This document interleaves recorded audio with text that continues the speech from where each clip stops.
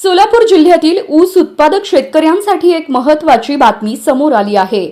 मागील गाळप हंगामात ऊस उत्पादक शेतकऱ्यांचे पैसे थकविल्यामुळे सोलापूर जिल्ह्यातील 3 साखर कारखान्यांवर आरआरसी अन्वये कडक कारवाई करण्यात आली आहे। साखर आयुक्त सिद्धाराम सालीमठ यांच्या आदेशाने ही पावले उचलण्यात आली।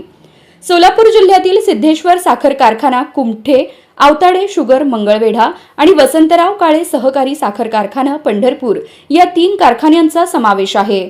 दरम्यान साखर सहसंचालक कार्यालयाने वारंवार नोटिसा पाठवूनही संबंधित कारखान्यांनी शेतकऱ्यांचे पैसे न दिल्याने ही कारवाई करण्यात आली। याआधीही राज्यातील एकूण 20 साखर कारखान्यांवर 2 टप्प्यात आरआरसी कारवाई झाली आहे। यात सोलापूर जिल्ह्यातील 12 कारखान्यांचा समावेश आहे। मार्च महिन्यात झालेल्या कारवाईत सोलापूरसह धाराशिव, सातारा, छत्रपती संभाजीनगर, नेवासा, संगमनेर आदी भागातील कारखान्यांचा समावेश आहे।